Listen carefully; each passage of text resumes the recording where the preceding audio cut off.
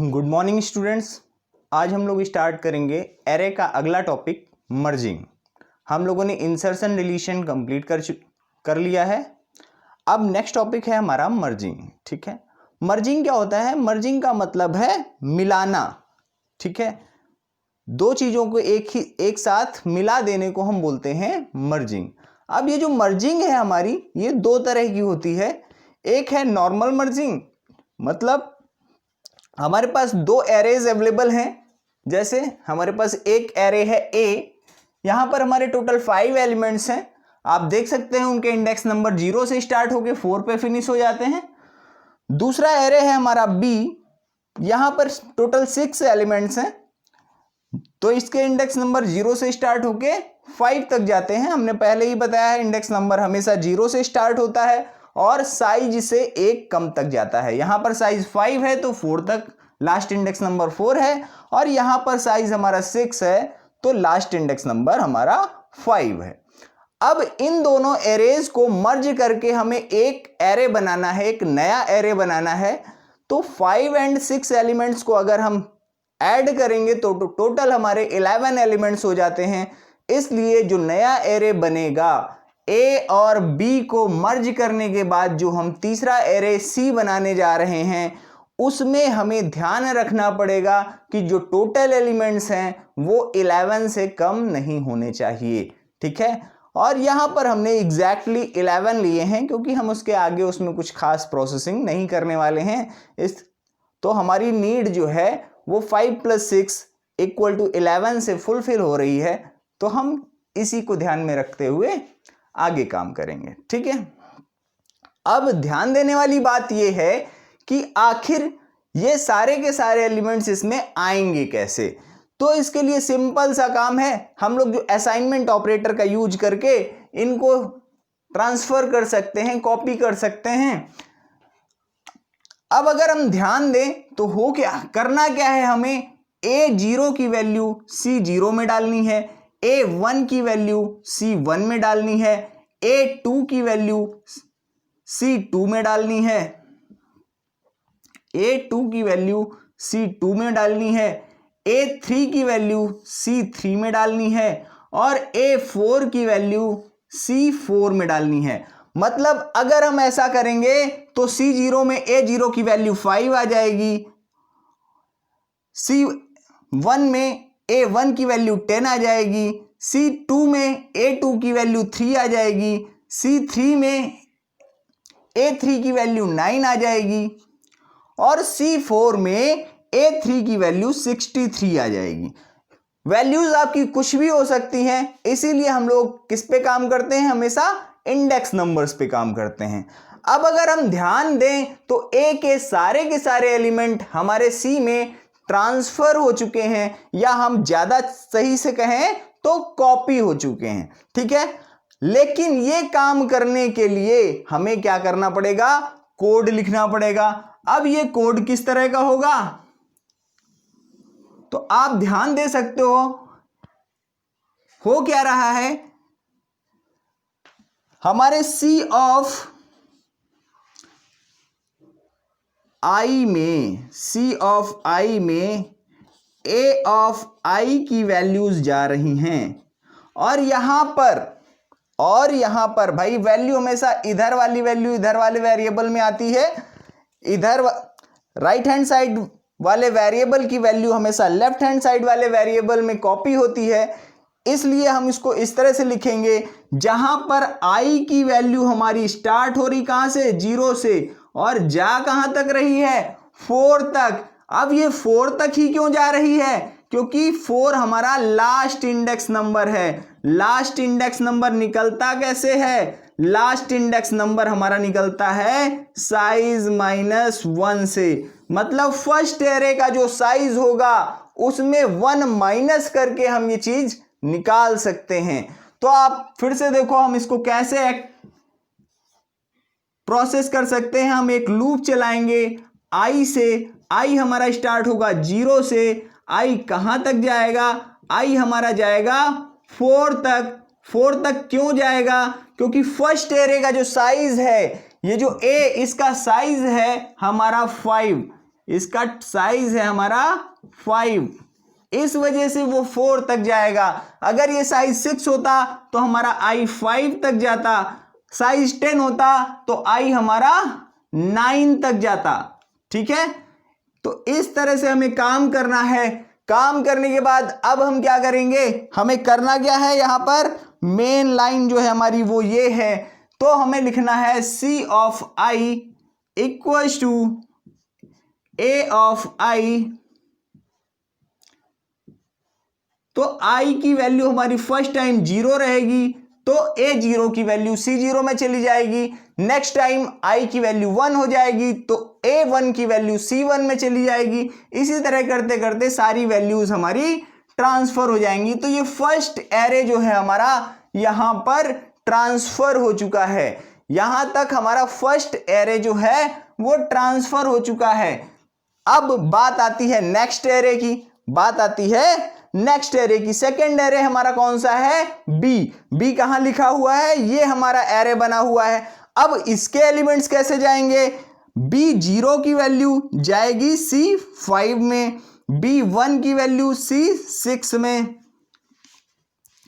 B2 की value C7 में। इसी तरह लगातार सारी वैल्यूज हमारी ट्रांसफर हो जाएंगी। तो ध्यान देने वाली बात यह है, ध्यान देने वाली बात यह है कि ये जो वैल्यूज हमारी ट्रांसफर होंगी, यहां पर क्या आ जाएगा, यहां पर आ जाएगा हमारा 17 आ जाएगा, यहां पर क्या आ जाएगा 6 आ जाएगा, यहां पर क्या आ जाएगा 19 आ जाएगा, यहां पर 21, 5 एंड 37। हम पहले भी बोल चुके हैं वैल्यूज मैटर नहीं करती हैं, हम लोगों को काम करना होता है इंडेक्स नंबर्स पे। इंडेक्स नंबर, अब हम अगर ध्यान दें, अब अगर हम ध्यान दें तो हमारे, अगर हम इसको रिलेट करने की कोशिश करें, अगर हम इसको रिलेट करने की कोशिश करें तो हमारा कुछ फॉर्मूला इस टाइप का बन रहा है। फॉर्मूले के लिए हम पहले देख लेते हैं एक दो टर्म्स। तो C6 में जो वैल्यू आ रही है वो आ रही है B0 की, नहीं सबसे पहले C5 में जो वैल्यू आ रही है वो आ रही है B0 की, C6 में जो वैल्यू आ रही है वो है B1 की। तो अगर आप ध्यान दो, अगर आप ध्यान दो तो इनके इंडेक्स नंबर्स में एग्जैक्टली 5 का डिफरेंस है, इनके इंडेक्स नंबर में एग्जैक्टली 5 का डिफरेंस है। मतलब हम कह सकते हैं कि C के 5+J में, C के 5+J में वैल्यू आ रही है B के J की, C 5+J में वैल्यू आ रही है B ऑफ J की, और जहां पर J हमारा स्टार्ट होता है कहां से, 0 से, और जाता कहां तक है, 5 तक जाता है। 5 तक क्यों जाता है, क्योंकि ये जो साइज है इसका सेकेंड एरे का वो है 6, तो एरे के साइज से एक कम तक जाता है। अगर हम देखें इसको फॉर के टर्म्स में तो हमें कैसे लिखना पड़ेगा, हमें इसको J इक्वल्स टू 0 से स्टार्ट करके J लेस देन 5 तक चलाएंगे इसको हम, और J प्लस प्लस कर देंगे। ठीक है, हमारा ये सारा, तो J की वैल्यू 0 से 5 तक जाएगी। हमें करना क्या है, C5+J। अब यहां पर 5 क्यों आया, ये 5 आया साइज 1 की वजह से। ये जो 5 है ये किस लिए आया है, ये साइज 1 की वजह से आया है। मतलब ये साइज 10 होता तो यहां पर 10 लिखना पड़ता हमको, और ये 5 किस लिए आया है, ये 5 साइज 2 की वजह से आया है। मतलब जो एरे B है उसके साइज की वजह से आया है, उसका साइज है 6, इस वजह से ये आया है। और अगर हम लेस देन का साइन लगा रहे हैं, हम ये बात कब कर रहे थे, जब हम इक्वल का साइन लगा रहे थे। अगर हम लेस का साइन लगा रहे हैं तो हमें यहां पर 5 और यहां पर 6 ही लिखना है, यहां पर 5 और यहां 6 ही लिखना है, क्योंकि लेस देन 5 का मतलब ही होता है 4। ठीक है, तो ये कहां से आया, ये साइज 1 से आया, ये कहां से आया, ये साइज 2 से आया, और ये कहां से आया, ये भी साइज 1 से आया। और यहां पर हमें क्या करना है, यहां पर b ऑफ j लिखना है। ध्यान दीजिए ये 6 है, b नहीं है। तो ये दोनों के दोनों एरेज हमारे इसमें ट्रांसफर हो चुके हैं सी में। तो ये हमारा दूसरा एरे ट्रांसफर होने का भी काम खत्म हो गया। तो यहां पर क्या हुआ है, यहां पर first array transfer, first array copy, यहां पर फर्स्ट एरे कॉपी हुआ है आपका, और यहां पर सेकंड एरे कॉपी हुआ है आपका।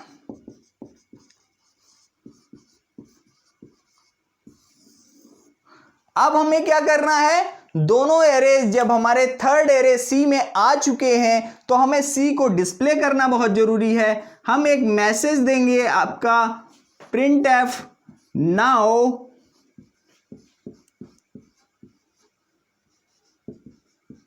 array c is, ये हमने आपको मैसेज दिया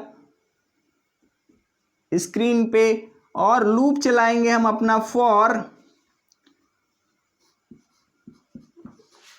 इसको i और j से भी चलाया जा सकता है, लेकिन हमने c के लिए एक डिफरेंट वेरिएबल ले रखा था k, और इसको हम लेस देन 11 तक चलाएंगे क्योंकि c का जो साइज है वो 11 है। k प्लस प्लस कर देंगे, printf के बाद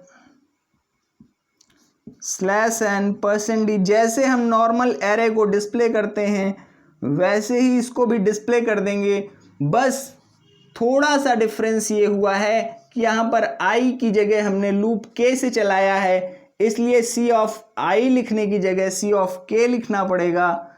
ये हमारा फिनिश हो गया, एरे डिस्प्ले हो चुका। एरे डिस्प्ले होने के बाद हमारा ये मेन फंक्शन यहां पर क्लोज हो जाएगा। एक बार हम फिर से ध्यान दें अपने प्रोग्राम पे, तो प्रोग्राम हमारा कैसे बना हुआ है। सबसे पहले हमने हेडर फाइल्स इंक्लूड की, फिर हमने मेन फंक्शन लिखा। मेन फंक्शन के बाद हमने डिक्लेरेशन पार्ट में सबसे पहले पहला एरे a बनाया 5 एलिमेंट्स का, दूसरा एरे b बनाया 6 एलिमेंट्स का, फिर तीसरा एरे इन दोनों को मर्ज करके बनाना है, इसलिए 5 + 6 11 एलिमेंट्स का हमने एरे C बनाया। इसके बाद i, j और k ये 3 वेरिएबल्स हमने ले लिए लूप्स एग्जीक्यूट करने के लिए, लूप चलाने के लिए। clr से स्क्रीन क्लियर की, उसके बाद फर्स्ट एरे इनपुट किया, आपका मैसेज दिया। मैसेज देने के बाद इनपुट स्कैनफ से होता है। फॉर लूप क्यों लगाया, क्योंकि एरे का इनपुट हमारा लूप लगाकर आसानी से हो जाता है। फिर सेकेंड एरे इनपुट किया, सेम वही पैटर्न, बस फर्स्ट एरे जो है वो 5 एलिमेंट्स का था, इस वजह से यहाँ 5 आया है, और सेकेंड एरे जो आपका 6 एलिमेंट्स का था, इस वजह से यहाँ पे 6 आया है। जरूरी नहीं है कि हम इस लूप को j से चलाते हैं, हम इसको फिर से i से भी एग्जीक्यूट कर सकते थे, लेकिन हमने डिफरेंट वेरिएबल्स लिए हुए हैं तो हमने यूज कर लिए। उसके बाद वाला पार्ट यहां से स्टार्ट हुआ है। यहां पर हमने फर्स्ट एरे को कॉपी कराया c ऑफ i में a ऑफ i ट्रांस करके। देखिए हमेशा राइट हैंड साइड वाले वेरिएबल की वैल्यू लेफ्ट हैंड वाले वेरिएबल में ट्रांसफर होती है, सेम वही चीज यहां पर है। इन दोनों में डिफरेंस क्या है, देखो ध्यान दो, यहां पर c ऑफ i और i दोनों सेम हैं, यहां पर दोनों सेम हैं। क्यों, क्योंकि ट्रांसफर वाले एलिमेंट भी सेम है। a0 की वैल्यू c0 में जा रही है, a1 की वैल्यू c1 में जा रही है, एग्जैक्टली सेम है, इसलिए यहां पर कोई डिफरेंस नहीं है। अब अगर हम बात करें ये सेकंड वाले एरे की, तो यहां पर 5 + j लिखा गया है और यहां पर j लिखा गया है। क्यों लिखा गया है, क्योंकि b0 जो एलिमेंट है वो c5 में जा रहा है। डिफरेंस दोनों के इंडेक्स नंबर में कितना है, 5 का डिफरेंस है। इसी तरह b1 की वैल्यू c6 में जा रही है, फिर से डिफरेंस 6 - 1 5 एलिमेंट्स का है, 5 इंडेक्स नंबर का है, ठीक है। इस वजह से यहां पर 5 + j लिखा गया है। तो इस सेकेंड एरे भी हमारा ट्रांसफर हो जाएगा। दोनों एरेज ट्रांसफर होने के बाद हमें थर्ड एरे को सिंपली डिस्प्ले कराना है। सिंपली डिस्प्ले कराने के लिए हमने एक और लूप लगा लिया और यहां पर मैसेज दे दिया, now array C is, message दे दिया। मैसेज देने के बाद लूप चला लिया आउटपुट का, और आउटपुट आपका printf %d c ऑफ के आउटपुट करा दिया। इस तरह से हमारा पूरा प्रोग्राम कंप्लीट हो गया। मर्जिंग, ये सिंपल मर्जिंग का प्रोग्राम था। प्रोग्राम फिनिश हो चुका है। इसमें किसी तरह की किसी को प्रॉब्लम नहीं होनी चाहिए। अगर किसी को है तो वो कमेंट सेक्शन में कमेंट कर सकता है। सभी लोग चैनल को सब्सक्राइब करना ना भूलें। बेल आइकन को जरूर प्रेस करें ताकि समय पर आपको नोटिफिकेशन मिल सके। बहुत सारे लोगों की कंप्लेन है कि उनको नोटिफिकेशंस नहीं मिलते हैं। बहुत सारे ऐसे लोग हैं जिन्होंने अभी सब्सक्राइब नहीं किया हुआ है चैनल। तो ये दोनों काम आप लोगों को करने हैं। बहुत बहुत धन्यवाद। नेक्स्ट क्लास में फिर मिलेंगे।